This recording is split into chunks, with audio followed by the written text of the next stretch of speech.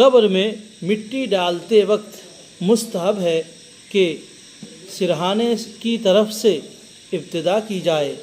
कब्रे माटी देওয়ার সময় मुस्तहब হলো এটাই যে প্রথম মাথার দিক থেকে মাটি দেওয়া शुरू করবে। और हर शख्स दोनों हाथों में मिट्टी भरकर कब्र में डाल दे। और प्रत्येक মানুষের কর্তব্য হলো এই कि দুটো হাতে করে মাটি নিয়ে কবরের উপরে দেবে। और पहले मर्तबा मिट्टी डालने में मिनहा खलकनाकुम, प्रथम যখন মাটি দেবে প্রথমবারে মাটি দেওয়ার সময় কি বলবে मिनहा खलकनाकुम। और दूसरे मर्तबा अफीहा नुईदुकुम, द्वितीयবার যখন মাটি দেবে তখন বলবে अफीहा नुईदुकुम। और तीसरे मर्तबा अमिनहा नुखरिजुकुम तारतन उखरा, এবং তৃতীয়বার যখন মাটি দেবে তখন তারাত অমিনহা নুখরিজুকুম তারাতান উখরা বলে মাটি দেবে। অতএব দোয়া একবারই পড়া হবে, তিনবার মাটি দেওয়া হতে হয়ে যাবে। তারপরে বলছে बादे दफन के थोड़ी देर तक कब्र पर ठहरना और मैयत के लिए दुआए मगफिरत करना या कुरान मजीद पढ़कर उसका सवाब उसको पहुँचाना मुस्तहब है। দাফন করার পরে ওখানে অল্প কিছুক্ষণ দাঁড়িয়ে মাইয়িতের জন্য দোয়া করতে পারে বা কিছু কোরআন শরীফ সূরা পড়ে মাইয়িতের উপরে বকশিসের মাগফিরাতের জন্য দোয়া করা মুস্তাহাব। बादे मिट्टी डाल चुकने के कब्र पर पानी छिड़क देना मुस्ताहब है। माटी देওয়া শেষ হয়ে যাওয়ার পরে মাটির উপরে पानी ছড়িয়ে দেওয়া मुस्ताहब। और कब्र पर चादर डालना और फूल वगैरह रखना बिदात है। এবং কবরের উপরে চাদর দেওয়া ফুল দেওয়া এগুলো হলো बिदात। किसी मैयत को छोटा हो या बड़ा मकान के अंदर दफन करना ना चाहिए। কোনো মুর্দাকে চাहे ছোট বা বড় ঘর হোক, ছোট ঘর হোক বা বড় ঘর হোক, ঘরের ভিতরে দাফন করা না করা দরকার। কেন? ये बात अम्बिया अलैहिमुस्सलाम के साथ खास है। যে বেশ কিছু নবীদেরকে ঘরের ভিতরে দাফন করা হয়েছিল, যেমন আমাদের শেষ নবীকেও ঘরের ভিতরে দাফন করা হয়েছিল। তো ওই জন্য এ সমস্ত ঘরের ভিতরে ছোট ঘর হোক বা বড় ঘর হোক, ঘরের ভিতরে এমনি আম লোকেদের মাটি না দেওয়া দরকার, কারণ এগুলো শুধু খাস করে নবীদের জন্য এই সমস্ত করা হয়েছিল। कब्र का मुरब्बा बनाना मकरूह है।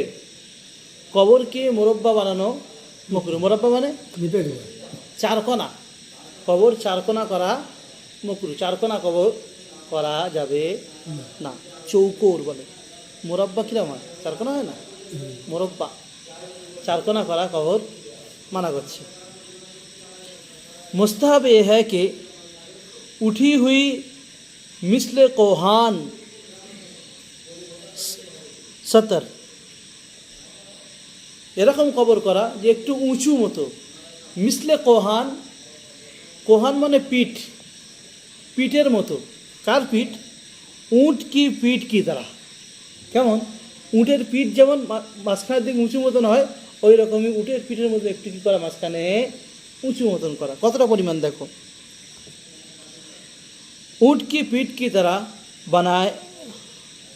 बनाए जाए, उसकी बुलंदी उटेर पीठेर मतन करे तैरी करा, और उच्चता कत हबे एक बालिश्त या उससे कुछ ज़्यादा होना चाहिए। एक बालिश्त माने एक बिगदा বা ওর থেকে একটু বেশি করতে পারে, ওর থেকে বেশি নয়।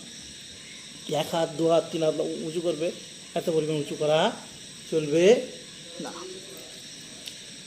कब्र का एक बालिश्त से ज़्यादा और ऊंचा करना मकरूह तहरीमी है। कब्र के एक बिगदा বা এক বিগদা সামান্য যদি কম বেশি হয়, পুরো মেপে গিয়ে কেউ দেখে, সামান্য কম বেশি হলে চলবে, ওর থেকে জোর করে বেশি করা কি मकरूह तहरीमी। कब्र पर गज करना या उस पर मिट्टी लगाना मकरूह है। कब्रेर উপরে চুন করা বা মাটি দিয়ে নেপা দেওয়া কি মকরুহ। बाद दफन कर चुकने के कब्र पर कोई इमारत मिसले गुंबद या कुब्बे वगैरह बनाना बगर्ज জিনাত হারাম है।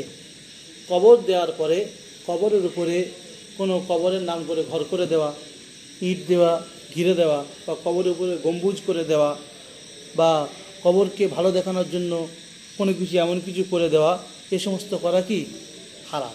যে খুব সুন্দর দেখাবে, কবরটা খুব ভালো দেখাবে, এরকম কিছু করা হারাম। এর বিষয়ে অনেক হাদিসও এসছে যে কবরগুলো এমন করা যাবে না। আল্লাহ রসুলের কবরেও বেশ কিছুজন বলেছিল যে আমরা সোনা দিয়ে মুড়ে দেবো বা এই করবো ওই করবো। আল্লাহ রসুলের নিষেধ আছে যে সমস্ত জিনিস করা যাবে না। এ বিষয়ে হাদিসেও এসছে, হযরত আলীও বলেছে যে আমার যদি বা থাকে এরকম উঁচু কবর কোনো জায়গায় থাকলে বলে ভেঙে দেবো, গুড়িয়ে দেবো, অনেক রকম এরা রয়েছে, ভেঙে বললে বুঝতে পারবে। তো ওদিকেও লম্বা চওড়া না গিয়ে যেটুকু হচ্ছে এটা শুনে নিই। औरतों को जनाजे के हमरा जाना मकरूह तहरीमी है। মেয়েদেরকে জানাজার সঙ্গে যাওয়া মকরুহে তাহরিমি, মেয়েরা জানাজার সঙ্গে যেতে পারবে না। अगर किसी शख्स को नमाज जनाजा की वो दुआ जो मनकूल है याद ना हो, এটা পিছনে বলেনি, এটা এখানে হয়তো ছেড়ে গিয়ে যে এখানে তুলে দিয়েছে।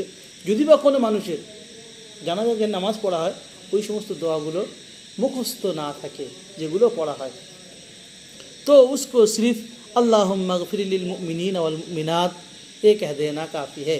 तो কি করবে না, জানাজা দাঁড়িয়ে কি বলবে, আল্লাহুম্মা গফির লিল মুমিনিনা ওয়াল মুমিনাত, হে আল্লাহ ক্ষমা করে দাও মুমিনাতদেরকে ক্ষমা করে দাও। তো এই দোয়াটাও শুধু পড়তে পারে। अगर ये भी ना हो सके, কিন্তু এটাও যদি না বলতে পারে, মুখস্থ না থাকে, और सिर्फ 4 तकबीरों पर इक्तिफा की जाए तब भी नमाज हो जाएगी।